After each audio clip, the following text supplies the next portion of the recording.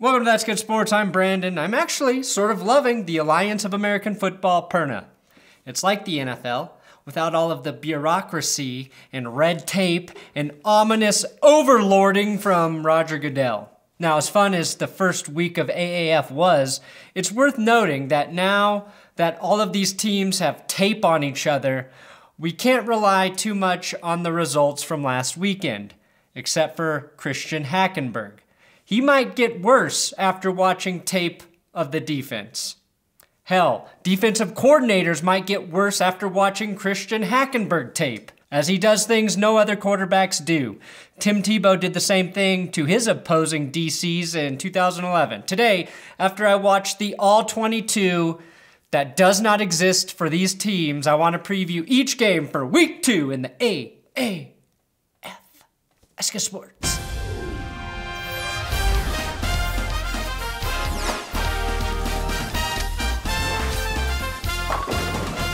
Yes, you can subscribe to this YouTube channel and click that notification button.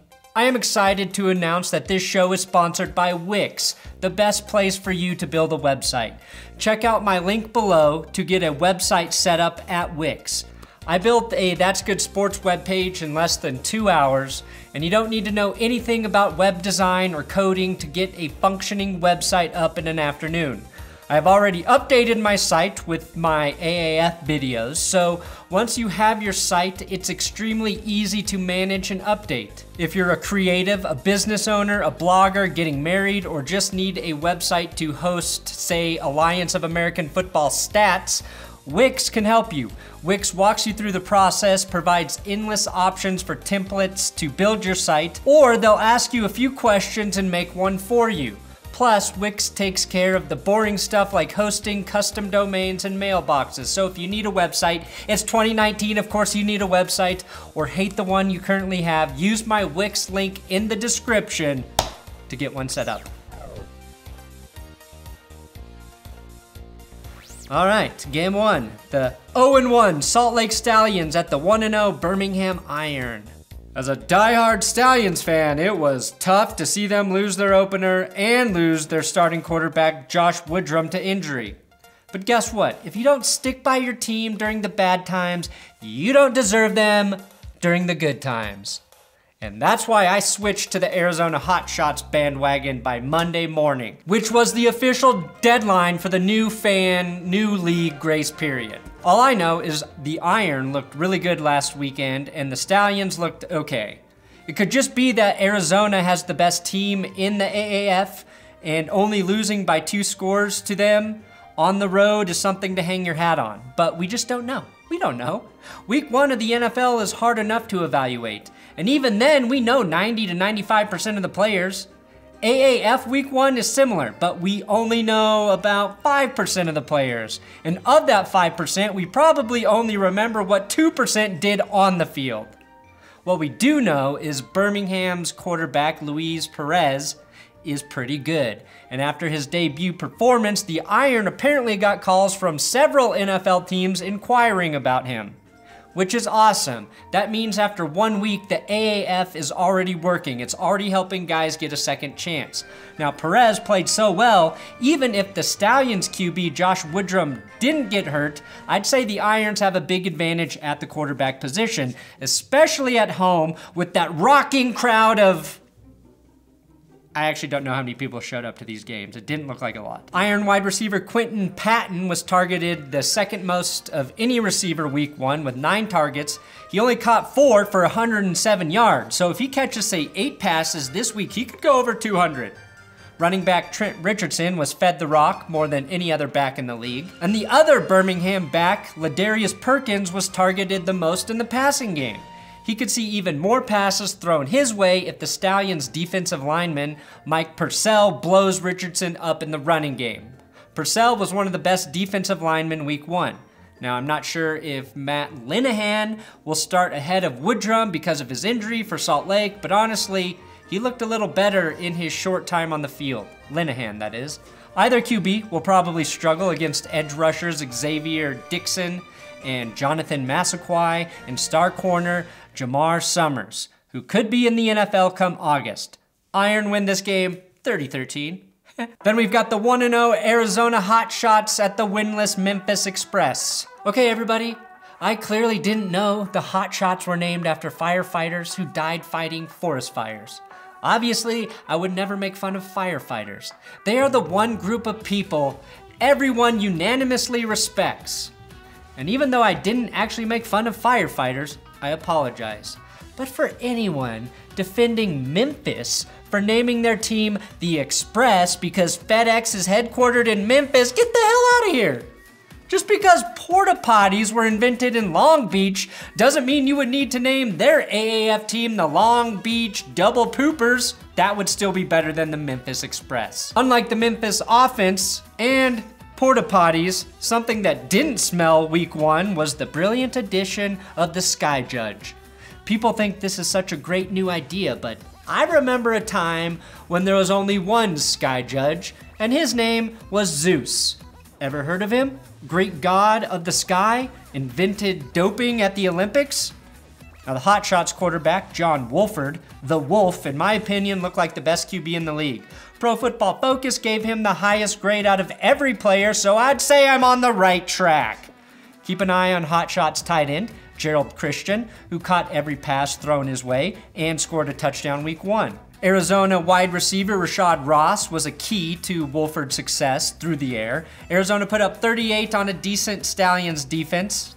I think they're decent. The Express defense looked less organized than the post office or whatever Newman's mailbox they're named after.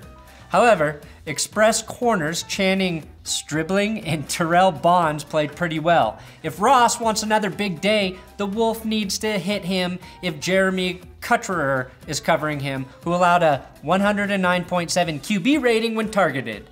Linebacker DeMarquise Gates had 11 tackles and forced 2 fumbles for the Express. So if their offense can maybe score, they stand a chance. I think it's safe to say Arizona has a much better offensive line. They excelled in the passing game because of good protection, and the running back combo of Jarrell Presley and Justin Stockholm syndrome combined for over 100 yards. Express head coach Mike Singletary doesn't know if Christian Hackenberg or Brandon Silvers will start. As a Brandon, I guarantee the Express lose if Brandon doesn't start. The game of the week. The only 2 teams who are undefeated face each other. The Orlando Apollos versus the San Antonio Commandos. After Steve Spurrier beat Atlanta by 34 in his first game as a head coach of the Apollos, it came out that Spurrier has won each of his 6 debuts as a new head coach of a team. Much like the 2002 Redskin Potatoes that were coached by Spurrier, I think they'll come back to earth after winning their first game. Which is fine, because Spurrier might have a career as a stand-up comic if he can get these announcers to follow him to every show. Tell him to catch it this time. Tell him to catch it this time. What's eating Garrett Gilbert Grape was probably the most entertaining quarterback last week, which really isn't saying all that much considering he completed 15 of 25 passes and threw 2 touchdowns. On the other side, the Logan Woodside, his numbers weren't great, but he was taking chances down the field and hitting on a lot of them, which is really all you can ask for from an entertainment standpoint. Are you not entertained? No, we are. The AAF was fun. It was good week 1. Okay. I will keep entertaining you then. Just make sure to pay your gladiator taxes. But I think most importantly, San Antonio had the most dominant defense week 1. Sacking San Diego's quarterbacks a total of 6 times, including that hit on Mike Bercovici that probably made Bob Costa's projectile vomit. The Commanders have talent on the front and back end of their defense. Safety Orion Stewart was the highest graded defender, then D-lineman Joey Mbu, safety Deron Smith, corner Zach Sanchez, edge rusher Tyrone Holmes, and so on. If they have a weakness, it's at the linebacker positions. Now, I think the Apollos win this game, and it's because as much as I like the talent in San Antonio's secondary, the Commanders Still allowed 3 sacks and gave up 17 QB pressures, second worst. The Apollos aren't great up front defensively, but corner Keith Reeser is a shutdown corner. I can say that after one game. And linebacker Terrence Garvin could find himself in the NFL because he was one of the best coverage backers last week. There's a lot of strong skill players on both teams, and I think we'll get a better picture of their talents after this game. Apollos win, unless San Antonio wins. Finally, the 0-1 Atlanta Legends at the 0-1 San Diego Fleet. What I'm really curious to see is if the San Diego Fleet can draw a higher home attendance than the LA Chargers in any of their games. Basically, they just need more than 27,000 people and they're set. Plus, it's going to be nice to see professional football back in Qualcomm Stadium, or Jack Murphy, or whatever the hell they're calling it these days, down in Mission Valley, San Diego.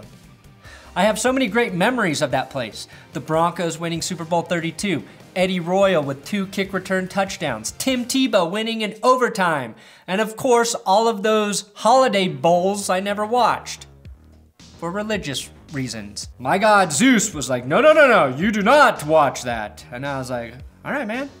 Whatever, I got stuff to do today anyway. I do think San Diego deserves something nice, mostly because they got the #1 pick in the AAF draft and took Josh Johnson, who the Redskins promptly snatched up and are keeping on their roster until they take someone in the draft, most likely.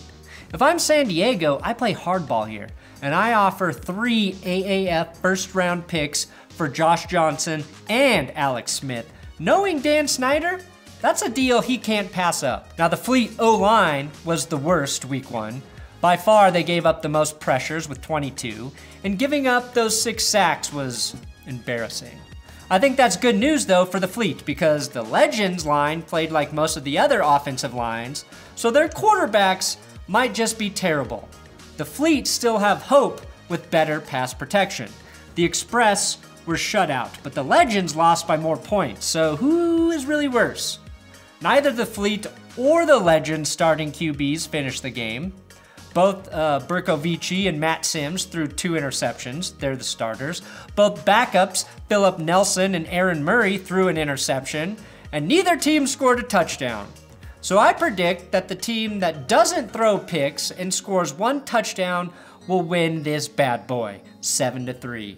I like San Diego because I think they have a better set of ball catchers and running backs. And those are my Week 2 AAF game predictions. Am I even close on any of this shit? I don't know. Comes in the pocket. Thanks for watching another episode of That's Good Sports. Please subscribe here on YouTube. I'm on Twitter, Instagram, at Brandon Perna, and show my writing partner, at Wilkie6, some love on Twitter. And I promise to stay dedicated to the AAF until I become president of the AAF.